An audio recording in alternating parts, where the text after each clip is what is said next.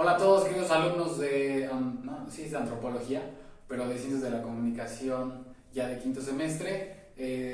Espero que haya quedado entendido el tema de la semana pasada. Y pues bueno, igual la forma en la que vamos a estar trabajando, que me parece o siento que es más dinámica. Y pues bueno, si no, ya saben, tienen abierta las redes sociales y el mismo Microsoft Teams para pues mostrarme su inconformidad o para decirme que no les gusta, lo que sea, ¿no? Entonces, bueno, la clase pasada vimos un poco acerca del concepto de cultura, de dónde proviene, sus probables acepciones, algunos doctrinarios que nos hablan al respecto de las culturas y cuestiones de ese tipo, ¿no? Y el día de hoy nos vamos a enfocar un poco más a lo que son las teorías antropológicas conforme a su plan y programa de estudios, igual un poco de lo que es esta antropología social y en qué consiste, para que bueno, vayamos entendiendo más el contenido del tema. Perdón. Pues bien, empezamos con las teorías antropológicas como tal. La antropología surge en este periodo o en este movimiento de un desarrollo intelectual denominado la Ilustración, que recordemos antes de la Ilustración teníamos el oscurantismo, es cuando la Santa Inquisición o la Iglesia Católica trataba de callar o más bien castigaba todo aquel tipo de conocimiento que atentara en contra de la ideología católica, ¿no? Una vez que empieza a caer este movimiento de la Santa Inquisición, empieza a surgir lo que es la Ilustración. ¿En qué consiste la Ilustración? Pues básicamente que los doctrinarios como tal empiezan a desarrollar más un conocimiento científico, es decir, ya no tienen como que la limitante o el tope de una iglesia católica limitando el desarrollo de este conocimiento, sino se apertura como tal ese conocimiento. Y ustedes dirán, bueno, ¿qué pasa con la Ilustración?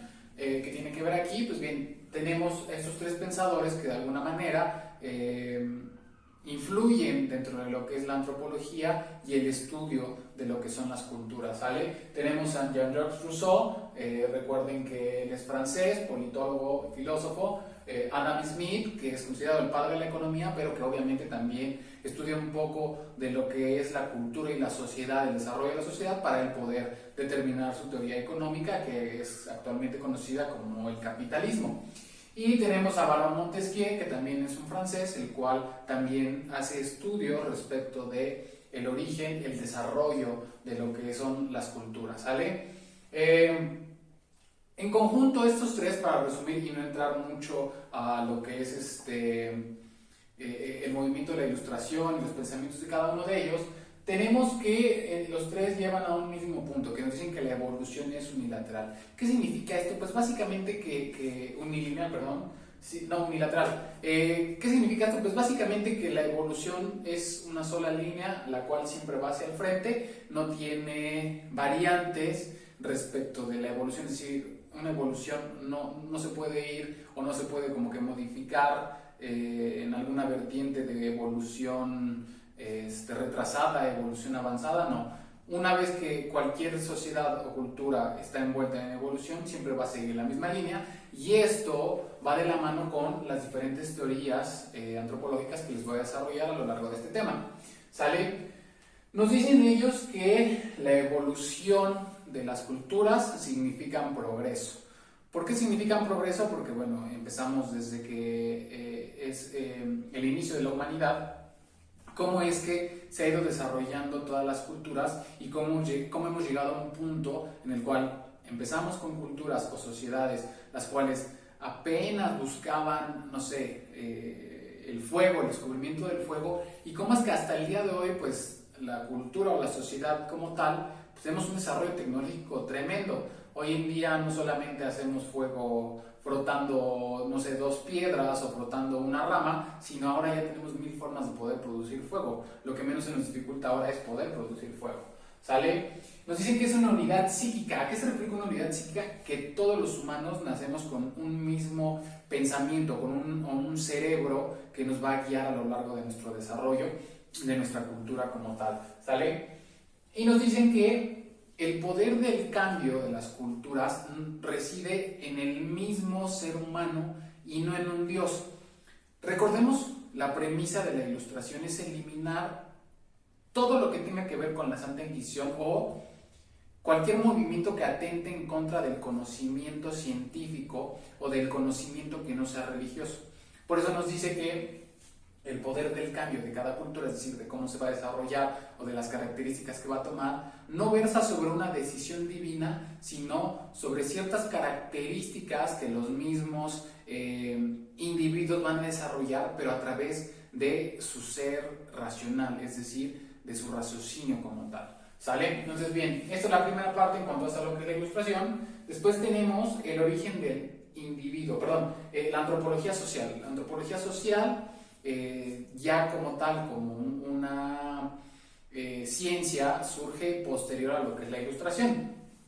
Y bien, la antropología social lo que estudia como tal de las culturas son 4 aspectos importantes. El primero de ellos son los símbolos y sus significados, es decir, ¿cuál es la forma en la que se comunica? Por ejemplo, los jeroglíficos, pinturas rupestres, cualquier tipo de dato material que nos dé una pista de cuál era la forma en la que había comunicación entre las culturas. Ahora bien, se me pasa un poco mencionarles lo que hace la antropología social o cuando surge la antropología social.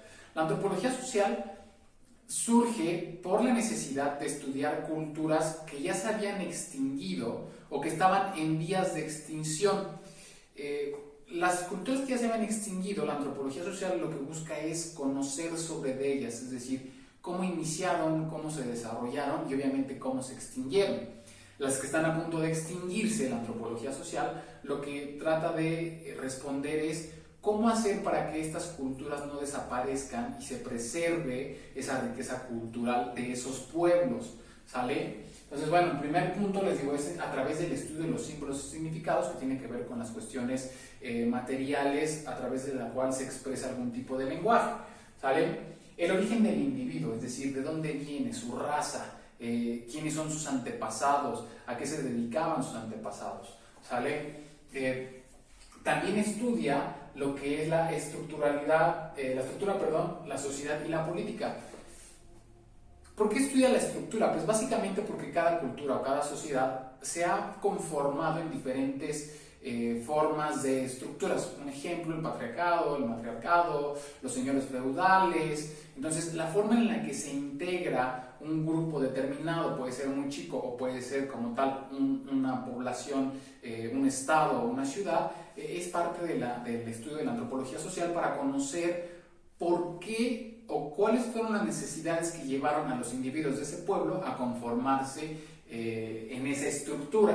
Sale la sociedad. Recordemos que a lo largo del tiempo la sociedad se ha ido, o hay diferentes clases sociales, lo queramos ver, queramos aceptar o no. Desgraciadamente, a lo largo del tiempo siempre se ha delimitado, siempre ha sido muy marcado las diferencias sociales o clases sociales. Un ejemplo, y que se manejó por muchísimos tiempos, es obviamente la clase proletariada y la clase burguesa.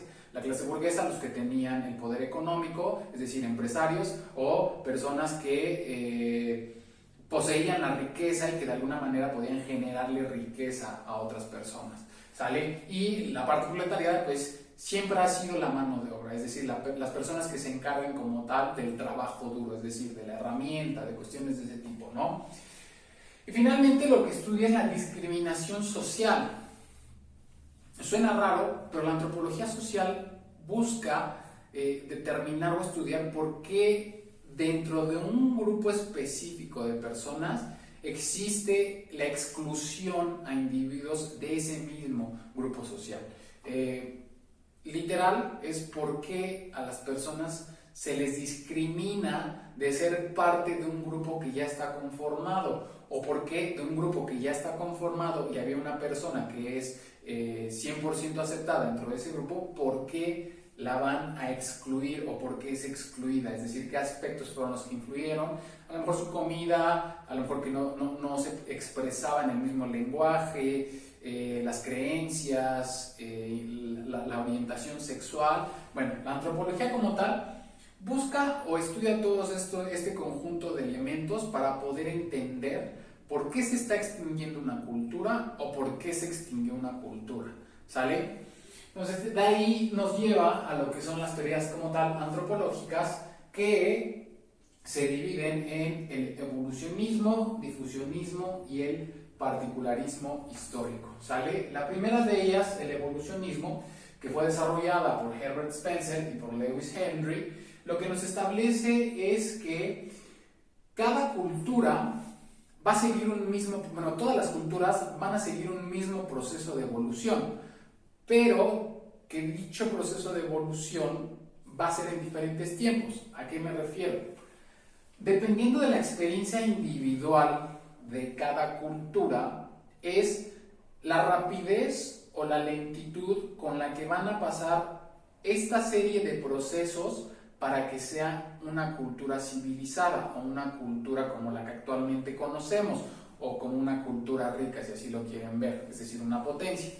¿A qué me refiero con esto? Pues bueno, que por ejemplo, y les da un claro ejemplo hablando de América, el evolucionismo lo que busca contestar es ¿por qué los españoles cuando llegan a América, mismo tiempo, mismo siglo, obviamente personas con el mismo raciocinio, me refiero a que tienen intelecto, ¿por qué las personas que llegan a España llegan más desarrolladas en el aspecto intelectual?